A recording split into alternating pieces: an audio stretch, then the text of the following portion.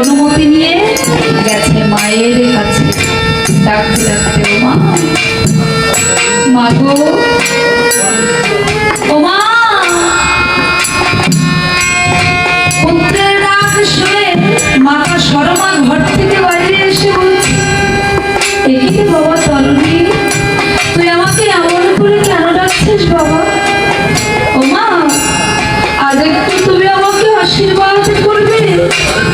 বাবা তরুণী, আমি যে সদা সর্বদা ওই গোবিন্দের কাছে প্রার্থনা করি, হে গোবিন্দ, তুমি আমার তরুণীকে তোমার কৃপা দান করো প্রভু। ও মা, আমার তো শুধু এটুকুই চাই, জানো মা, এই পৃথিবীতে সবার জীবনে রঙের মেলা যেদিন শেষ হয়ে যাবে, সেদিন কে কার পুত্র, কে কার বন্ধু বান্ধব, কিছুই যে মাথায় থাকবে না। কি বাবা তরুণী, তুই এমন করে কেন কথা বলছিস? তোর কি হয়েছে পুত্র? ও মা, দেখো মা, কর্তব্যের দায়ে পড়ে মানুষকে তো অনেক কর্ম করতে হয়। আমি এই লঙ্কার বংশধর, আমার এই রাজ্যের পক্ষ থেকে ওই যুদ্ধে যাবার মতো তো আর কেউ নেই। তাই আমি মনস্থির করেছি কাল প্রভাতে যুদ্ধের সকল দায়ভার মাথায় নিয়ে আমি যাবো ওই রামচন্দ্রের সঙ্গে যুদ্ধ করতে। আমি তোকে কিছুতেই যুদ্ধে যেতে দেবো। ওরে বাবা, যুদ্ধে গেলে যে মৃত্যু অনিবার্য। আমি মা হয়ে তুই কেমন করে ওই মৃত্যুর মুখে ছেলে তুই বলতে পারিস বাবা? আমি তোকে কিছুতেই যুদ্ধে যেতে দেবো। ও মা গো, তুমি যে জানো না, তুমি কি জানো না ওই রামচন্দ্রকে? তাকিয়ে দেখো মা, প্রভু রামচন্দ্র যে তার সীতারূপ তরুণী নিয়ে দাঁড়িয়ে রাখছে। ওরে ভক্ত, ওরে ভক্ত, তোরা কে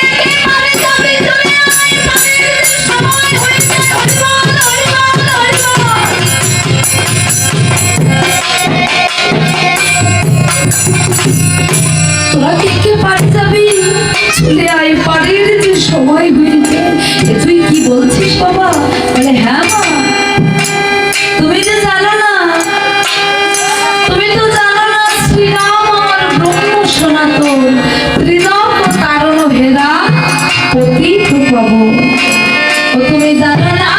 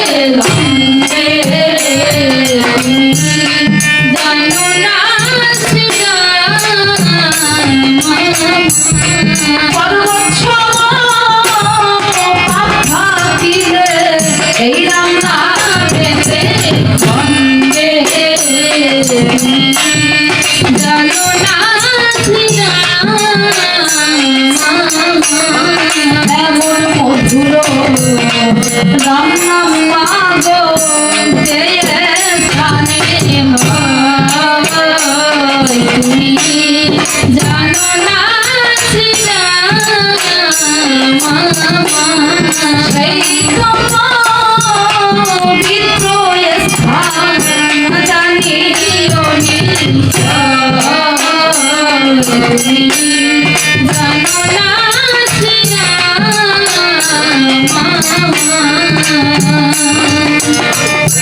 দ্বাদশ বর্ষীয় বালক তরুণী যখন এমনি ভাবে প্রভু রামচন্দ্রের রূপের বর্ণনা দিচ্ছে, মাতা শর্মা অপলক দৃষ্টিতে ওই পুত্রের পানে চেয়ে আছে।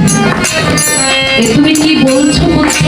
বলে হ্যাঁ মা, ওই রামচন্দ্র যে গোলকের হরি আর সীতা মাতা যে রাজরাজেশ্বরী, তাই তো আমার পিতা আগে থেকে স্বার্থপরের মতো কাউকে কিছু না বলে ওই প্রভুর চরণে চলে গেছে।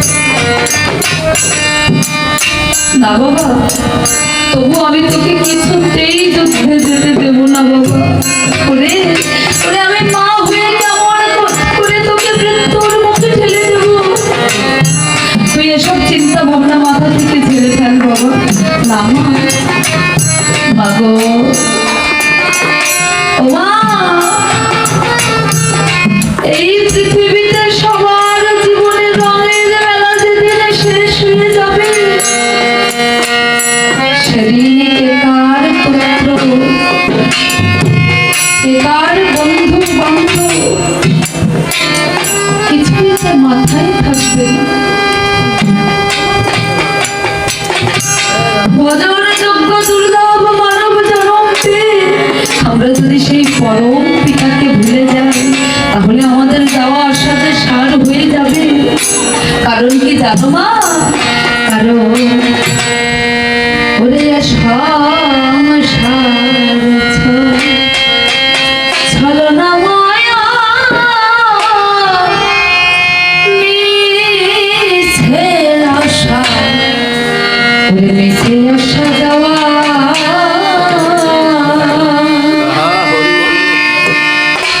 ওই ক্ষণিকের সুখ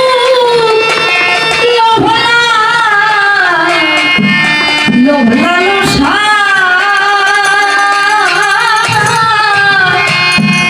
বৃথা চাওয়া পাওয়া সংসার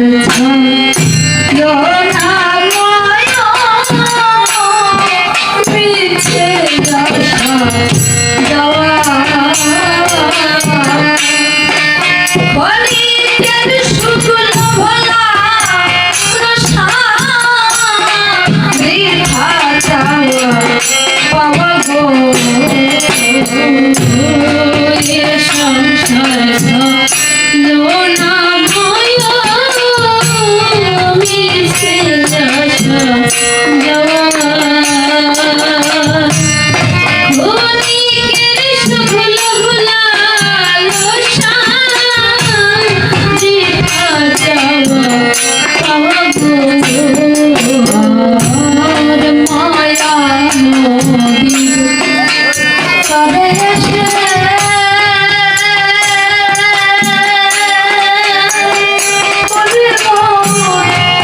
আশায় বাধা আশায় বাধা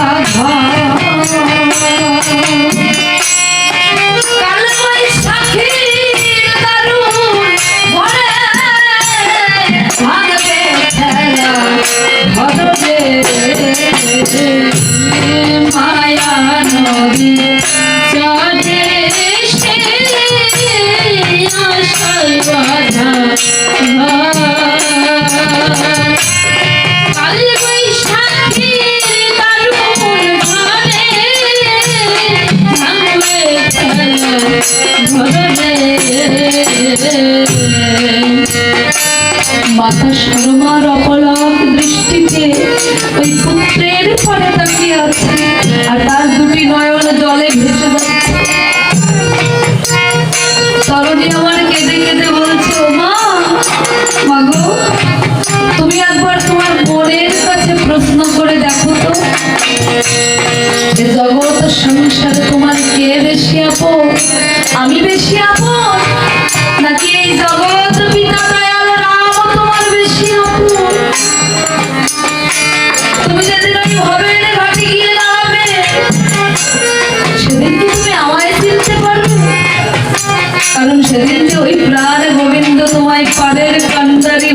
পার করে দেবে। সেদিন যে ওই দয়াময় তোমাকে পার করে দেবে, তাই তুমি একবার তোমার মনকে প্রশ্ন করে দেখো, এই জগৎ সংসারে তোমার কে বেশি আপন?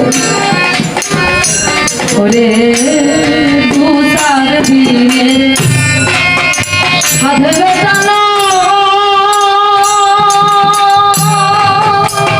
মনরে, এই না খেলা, এই না খেলা ঘর, এই মুখে যাতে আপন বলি, কেউ নাই আপন না রে। দু চার দিনের সাধবে জানো এই না খেলা ঘর,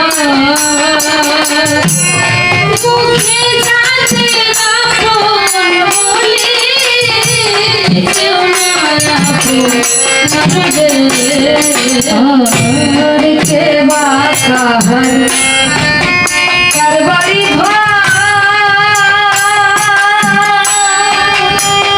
উঠে কার বা করি, কার বা করি আশা,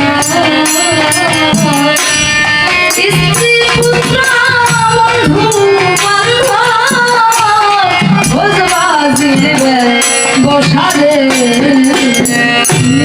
কে বা কাহার কার বাড়ি ঘর, কার বা করি আশা, স্ত্রী পুত্র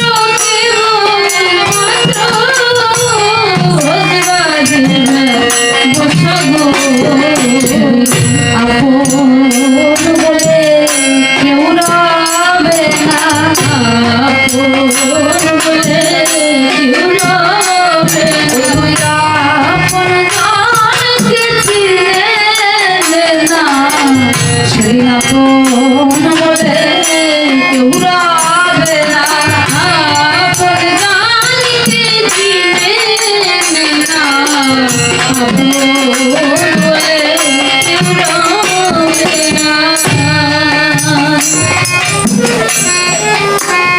মাতা সরমার দুটি নয়ন জলে ভেসে যাচ্ছে, আর পুত্র কেঁদে কেঁদে বলছে, ও মা, তুমি আমাকে তোমার মাতৃ স্নেহে আর বেঁধো না, আমাকে তুমি অনুমতি দাও মা।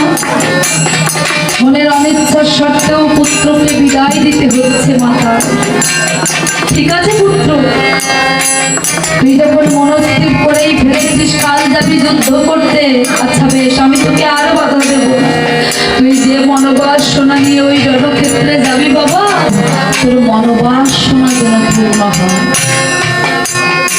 তরুণী কেঁদে কেঁদে বলছো, মা সেই তো আমাকে যুদ্ধ করতে যেতে দিচ্ছ, তোমার মনের মতো করে আমাকে একটু সাজিয়ে দাও মা। আমি তো যাবো যুদ্ধ করতে, আমাকে তুমি একটু সাজিয়ে দাও। তাই মাতা সরমা পুত্রকে কেমন ভাবে সাজিয়ে দিচ্ছে,